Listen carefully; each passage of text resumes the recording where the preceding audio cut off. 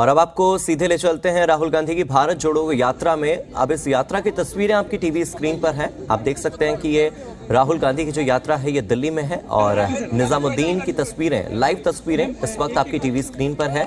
दिल्ली में भारत जोड़ो यात्रा के जरिए राहुल गांधी अपना शक्ति प्रदर्शन कर रहे हैं और जो बात उन्होंने कही, एक बहुत ही महत्वपूर्ण बात उन्होंने कही कि सिंहासन को हिलाने के लिए हम यहाँ पर आए हैं, राजाओं को जगाने के लिए हम यहाँ पर आए हैं।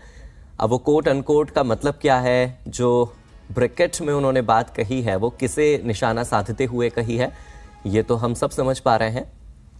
लेकिन देखिए, कांग्रेस के कार्यकर्ताओं का आज दिल्ली में आना, निजामुद्दीन दरगाह पर जाना, और देखिए यहाँ पर भारी भीड़ नजर आ रही है। आप देख सकते हैं निजामुद्दीन की तस्वीरें हम आपको दिखा रहे हैं टीवी स्क्रीन पर। और आज की इस यात्रा में खास बात यह थी कि सोनिया गांधी और प्रियंका गांधी वाड्रा भी अपने भाई और अपने बेटे के समर्थन में राहुल गांधी के साथ इस यात्रा में जुड़ती हुई नजर आई।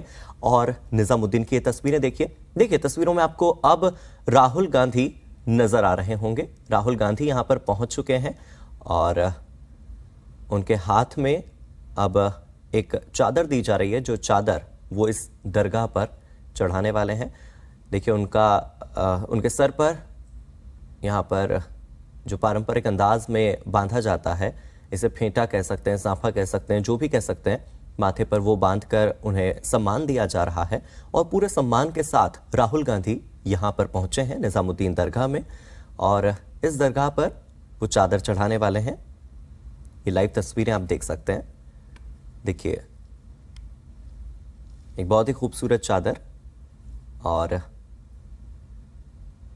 लाल रंग की ये चादर जो कि राहुल गांधी निजामुद्दीन दरगाह पर चढ़ा रहे हैं।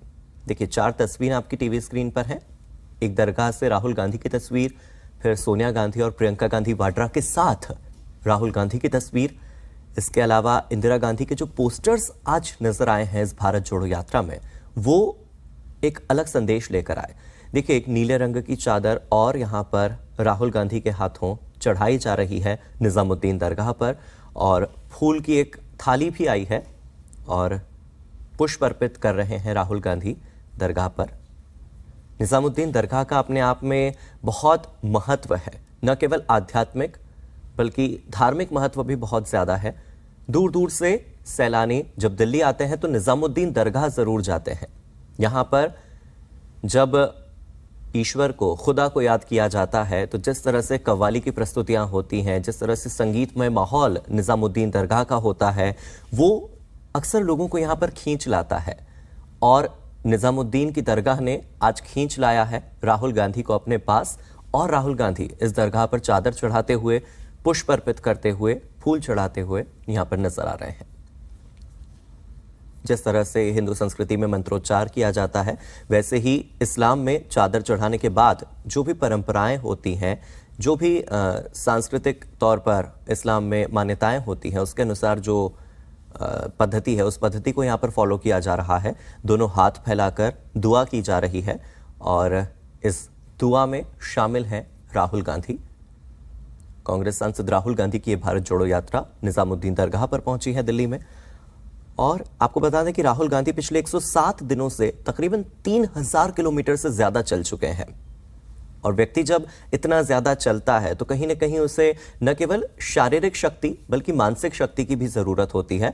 और इस तरह के स्पिरिचुअल प्लेसेस यानी कि आध्यात्मिक स्थलों पर जाकर व्यक्ति वो मानसिक शांति और वो मानसिक शक्ति प्राप्त करता है जो यहाँ से मिलती है। देखिए, उन्हें हाथ में एक फूल भी दिया गया है, आशीर्वाद के स्वरूप में ये फूल उनके हाथों में दिया गया है।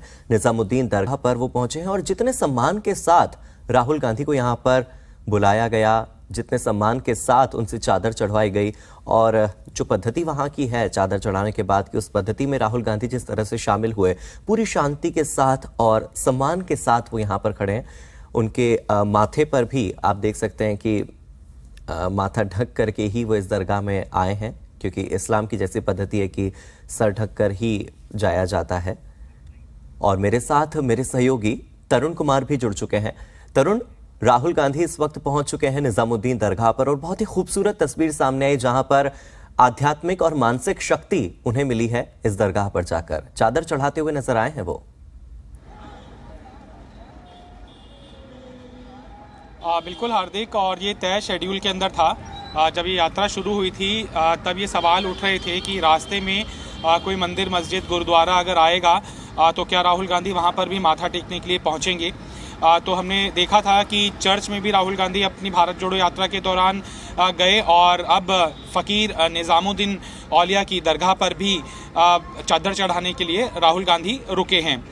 तो आप देखेंगे, और यही एक एसेंस है, यही मूल है इस भारत जोड़ो यात्रा का, कि सभी धर्म सद्भाव के साथ एक हैं, और वो एकता के अंदर बेशक अनेकता है, लेकिन भारत इसी के लिए जाना जाता है। इसी के कारण वैश्विक स्तर के ऊपर भारत की तारीफ भी होती है कि किस तरह से अलग अलग धर्मों का पालन करने वाले लोग शांतिपूर्वक तरीके से एक जगह पर रह सकते हैं। ये कल्पना हमारे पूर्व प्रधानमंत्रियों की ही देन है, चाहे वो किसी भी पार्टी के रहे हों। लिहाजा ये एकता बनी रहे, इसी मूल को, इसी उद्देश्य को हासिल करने के लिए भारत जोड़ो यात्रा राहुल गांधी की तरफ से निकाली गई है। राजनीतिक आरोप भी तो कितने सारे लगते हैं। जब इस तरह से दरगाह पर जाते हैं राहुल गांधी तो कह दिया जाता है कि मुस्लिम तुष्टीकरण के लिए किया जा रहा है। उनके परिवार को भी इसमें खींच कर लाया जाता है कि राजीव गांधी, इंदिरा गांधी, सोनिया गांधी सभी ने यही किया है।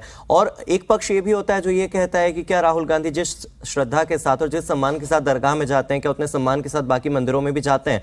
तो उनको उनके इस आध्यात्मिक स्वरूप को भी पॉलिटिकल एंगल दे दिया जाता है, राजनीतिक स्वरूप दे दिया जाता है कि ये तो राजनीतिक पर्यटक है। इसे लेकर, इन आरोपों को लेकर भी बहुत सारी बातें बीजेपी की ओर से और खासतौर पर कांग्रेस विरोधियों की ओर से सामने आती है।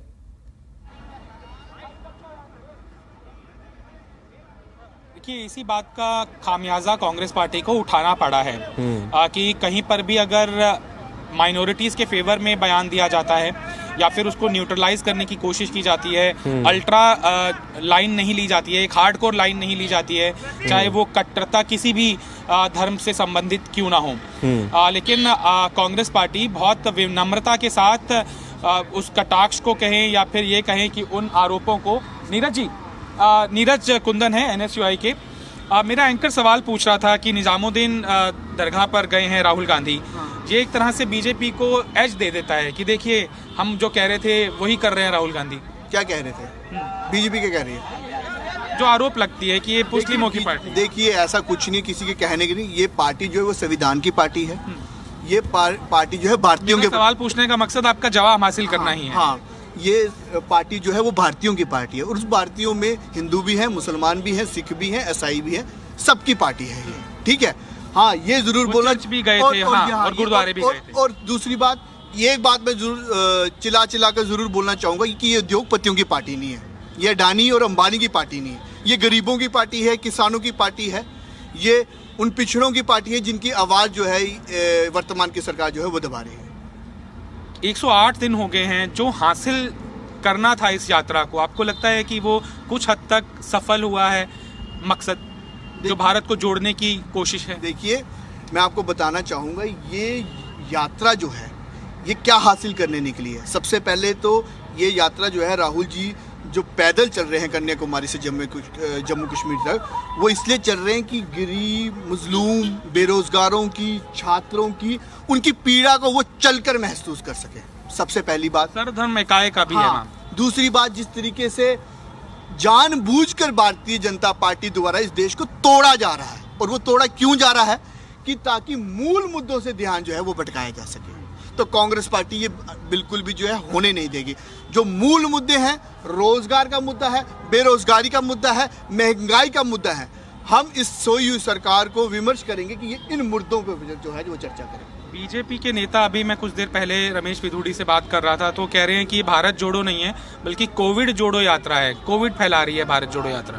देखिए, अब तो ये कुछ भी बोलेंगे, मैं इनको बोलना चाहूँगा कि यहाँ पे भारतीय जनता पार्टी के कितने प्रोग्राम जो है वो चल रहे हैं, क्या उन्होंने उसके ऊपर कुछ किया?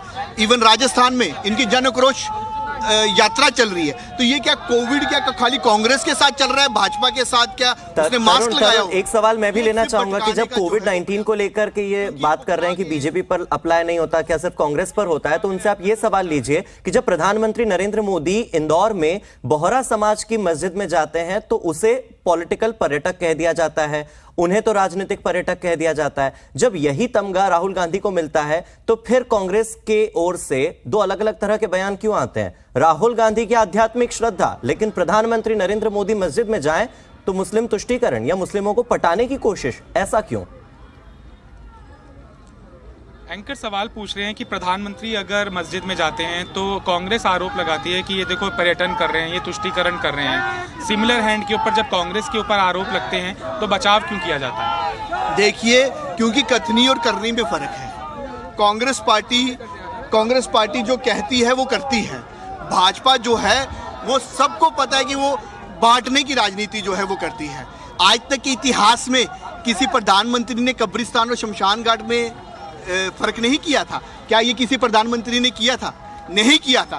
क्योंकि वो इस तरीके की बातें करती हैं, तो इसलिए जो है उनका जो झूठ है वो सामने दिखाई देता है। अभी क्या शेड्यूल है? इंडिया गेट से होते हुए आप ITO क्रॉस करते हुए लाल किला। अच्छा, लाल किले पर जो होगा भाषण संभावित, माना जा रहा है कि आप 24 की तैयारी कर रहे हैं, चूंकि लाल किले की प्राचीर से अक्सर प्रधानमंत्री ही देश को एड्रेस किया करते थे, तो लाल किला चुनने की खास वजह? देखिए, लाल किला चुनने की खास वजह यह है, और जिस तरीके से आप कह रहे हैं कि 2024 की तैयारी कर रहे हैं, हाँ, तैयारी एक चीज़ की हो रही है। तैयारी हो रही है घमंडी सरकार को हटाने की। तैयारी हो रही है कि वापस इस देश में जो है, जो बेरोजगारों की आवाज़ सुन चुके, जो गरीबों की आवाज़ सुन सके, उनके लिए नीतियाँ बना सके, उसकी तैयारी हो रही कि ऐसी सरकार जो है वो वापस आए। और जो झूठे और मकारों की सरकार है, उस सरकार को जो है उखाड़ने का। तरुण, हम कांग्रेस का पक्ष भी जानने की कोशिश करेंगे, लेकिन मैं चाहूंगा कि इस यात्रा पर हम निष्पक्ष रहें तो ज्यादा बेहतर होगा। और निष्पक्ष विचारों की जब बात आती है तो मैं आप ही से सवाल लेना चाहूंगा कि लाल किले की ओर बढ़ रही है यात्रा। निजामुद्दीन से अभी अभी राहुल गांधी बस निकले ही हैं। अगर आपसे समयावधि जानना चाहूं कि कब तक लाल किला पहुंच जाएंगे, कहां से होते हुए जाएंगे, ट्रैफिक एडवाइजरी क्या क्या है, तस्वीरें अगर आप दिखा सकें और उसके माध्यम से अगर ये जानकारी आप मुझे बता सकें तो दिल्ली के रहने वाले दर्शकों के लिए बहुत काम की बात होगी। देखिए, मैं वीडियो जर्नलिस्ट को कहूंगा कि वो इंडिया गेट की तस्वीरें थोड़ी पैन करके दिखा दें। ये तस्वीरें इसलिए अहम जरूरी है कि एक तरफा ट्रैफिक इंडिया गेट के राउंड अबाउट पर चलता है, लेकिन इस यात्रा के मद्देनजर सेंट्रल दिल्ली के अंदर ट्रैफिक जाम ना हो, लिहाजा 2 लेयर की ट्रैफिक यहाँ पर मूवमेंट होगी इंडिया गेट पर।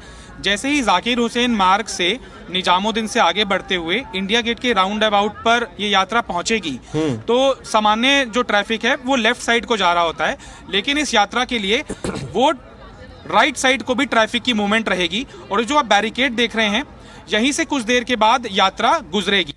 इसके बाद वीडियो जर्नलिस्ट पीयूष थोड़ा पुराना किला रोड की तरफ भी दिखा दें।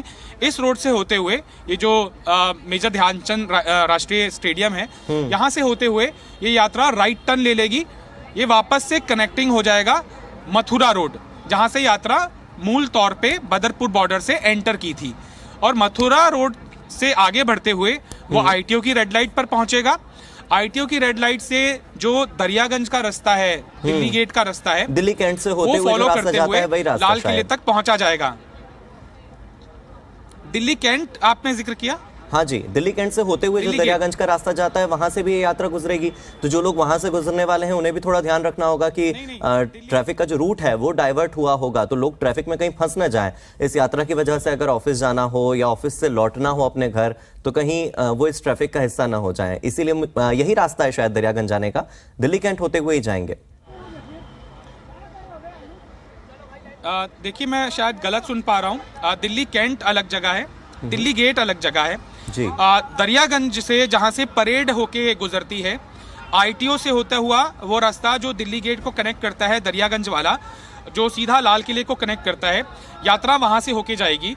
और आपने सही जिक्र किया है कि सुबह से ही कई जगहों पर, खासतौर पर मथुरा रोड, अगर कोई फरीदाबाद से दिल्ली का वर्किंग क्लास है तो उसको बहुत बड़ी समस्याओं का सामना करना पड़ा है, चूंकि एकदम से बॉटल नेक बन गया है इस समय मथुरा रोड पूरा का पूरा। थोड़ा रिलीफ अब बदरपुर बॉर्डर से रिलीज होना शुरू होगा, लेकिन इस समय ट्रैफिक जैम जो मथुरा रोड है और उसके कनेक्टिंग जो रोड हैं, मान लीजिए अगर आपको इंडिया गेट से ही मथुरा रोड कवर करते हुए लाजपत नगर भी जाना है तो इस समय वो टेढ़ी खीर साबित होगा। और इसी कारण ट्रैफिक पुलिस की तरफ से बीती रात ही एडवाइजरी जारी की गई थी। और ये जो रूट का डाइवर्जन किया गया है, ट्रैफिक की मूवमेंट दोनों तरफ इंडिया गेट पर इसी कारण की गई है कि अगर ये पूरा राउंड अबाउट क्रॉस करेगी भारत जोड़ो यात्रा, तो हर एक ट्रैफिक का जंक्शन जो कि इंडिया गेट से कनेक्टिंग रोड है, अलग अलग डायरेक्शंस में जो ट्रैफिक जाता है वो पूरी तरह से हॉल्ट हो जाएगा। और यात्रा इतनी लंबी है, करीबन 1-1.5 किलोमीटर का जो दायरा है वो इफेक्ट होना शुरू करता है। तो एक पॉइंट के ऊपर अगर कार्यकर्ता आ जाता है तो उसका रिपरकशन होता है कि 1 किलोमीटर तक जब तक यात्रा पूरी नहीं गुजर जाती है ट्रैफिक पूरा हॉल्ट रहता है। इसी कारण ये डबल ट्रैफिक की मूवमेंट यहाँ पर इंश्योर की गई है इंडिया गेट के ऊपर, ताकि लोगों को कम से कम समस्या का सामना करना पड़े।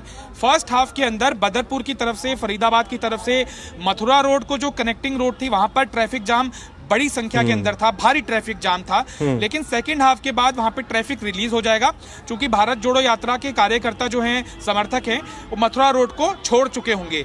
सेकेंड हाफ के अंदर जो चुनौती बनेगा इलाका ट्रैफिक जाम के मद्देनजर, वो दिल्ली गेट का इलाका बनेगा, लाल किले का इलाका बनेगा, या फिर कमोबेश कह ले कि आईटीओ तक ही उसका दायरा असीमित होगा। बिल्कुल। और उसके बाद राजघाट और वीर भूमि और इन इलाकों में भी ट्रैफिक मिल सकता है, क्योंकि लाल किले में अपने संबोधन के बाद राहुल गांधी का उस तरफ भी जाना होगा।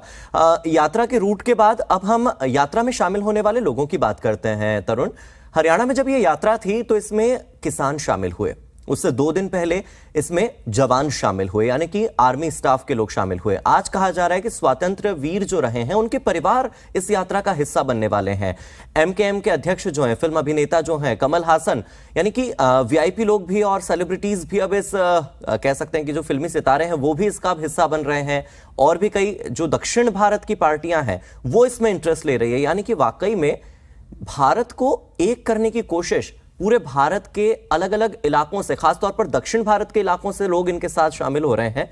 तो राहुल गांधी की यात्रा सफलता की दिशा में भी आगे बढ़ रही है। जैसे जैसे साउथ से नॉर्थ की दिशा में आई है, कारवां जो है वो लगातार बढ़ता चला गया। लोगों का जुड़ना अब भी लगातार जारी है, और कई ऐसे लोग जुड़ रहे हैं जिनकी अपेक्षा भी नहीं की थी।